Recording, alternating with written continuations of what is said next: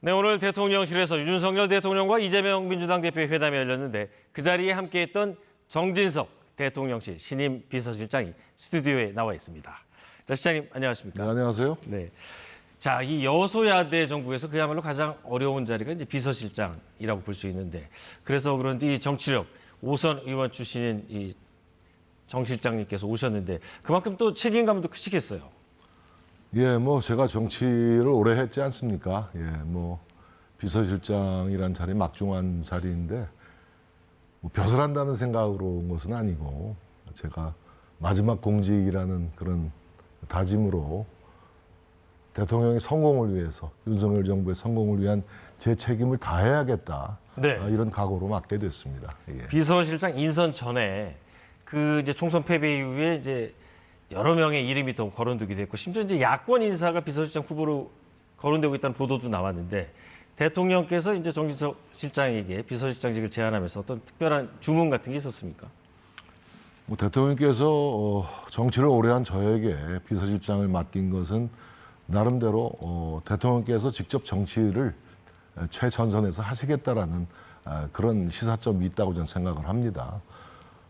특히 여소야대라는 이 총선 민의를 받들고 또 이 난관을 극복해 나가는 데 있어서 많은 정무적인 판단이 요구된다고 볼 때 네. 대통령의 판단이 꼭 우리 민의를 받드는 그런 배경에서 인선이 이루어졌다. 저는 그렇게 이해하고 있습니다. 네, 그 오늘 이제 비서실장 취임하신 지 얼마 되지 않아서 오늘 그야말로 큰 정치 일정이 있었죠. 그 대통령과 이제 이재명 대표가 만났는데 2시간 내내 계속 같이 있으셨잖아요. 그렇습니다. 2시간 15분 회담 계속됐죠. 분위기는 좀 어땠습니까? 뭐 처음부터 진지했고요. 저는 대통령과 제1야당 대표의 첫 만남, 저는 매우 좋은 출발이고 저는 의미 있는 또 성의 있는 그런 회담이었다 이렇게 생각하고 있습니다. 네, 근데 이제 시작 전에 그 이재명 대표가 이제 먼저 발언을 했는데 상당히 길었어요. 15분 동안 이제 양복에서 원고를 꺼내서 주머니에서 꺼낸 원고를 읽었는데 이게 사전에 조율된 건가요? 사전에 조율은 없었을 것이고요.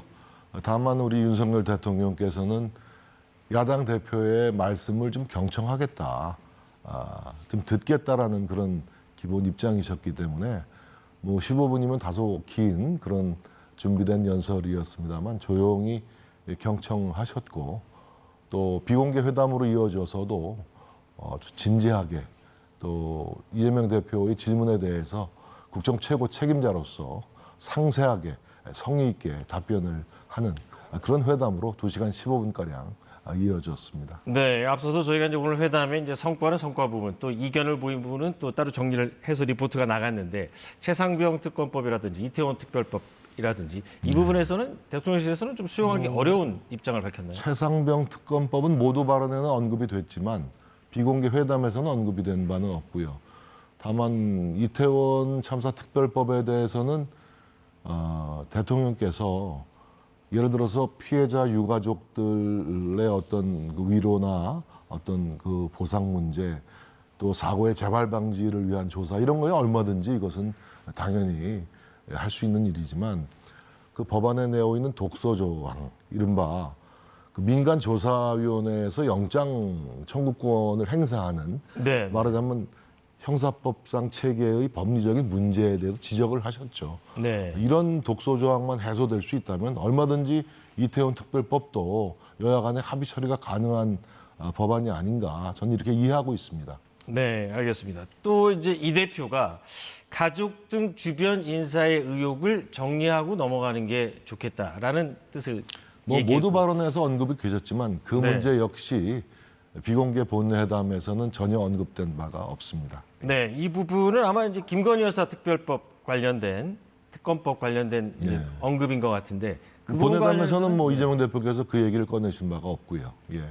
아, 본회담은 주로 의료개혁과 연금개혁 또 민생 문제에 대한 그런 토론으로 진지하게 이어졌습니다. 예.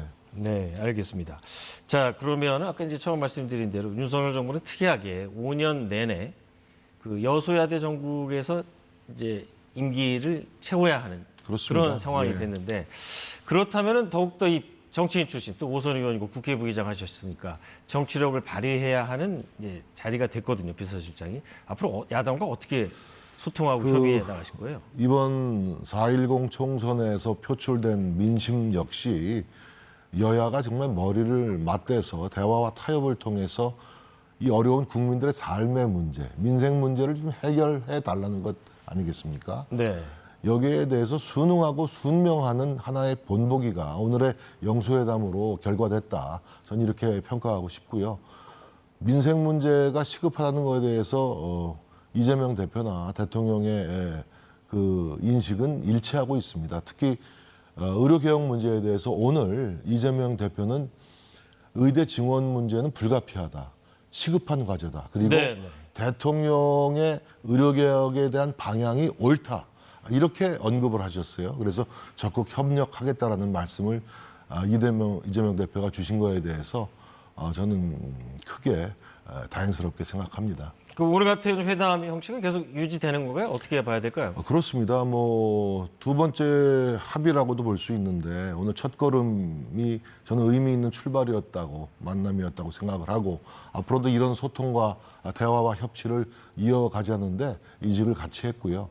특히 말미에 제가 다음번에는 그 형식에 구애받지 않고 배석자 없이 두 분만 따로 만나시는 건 어떨까요? 라고 한번 말씀을 던져봤는데 두 분 모두 고개를 끄덕이셨거든요. 아, 네, 그래요? 그래서 저는 대통령과 제1야당 대표 그리고 여야 지도자 간의 이런 만남과 소통, 협치를 위한 그 기회는 여러 차례 국민들에게 선보여질 것이다. 이렇게 기대합니다. 네, 시장님 말씀을 드리면 이제 다음번 만남은 윤석열 대통령과 이재명 대표의 단독 회담이 될 수도 있겠네요. 뭐 이제 대통령과 여야 지도자 간의 회담도 될 수 있겠고 또 형식과 장소에 구애받지 않고 소통을 이어가자라는 그 진정성 있는 다짐과 인식의 일치 이것이 중요한 것 아니겠습니까? 네, 알겠습니다.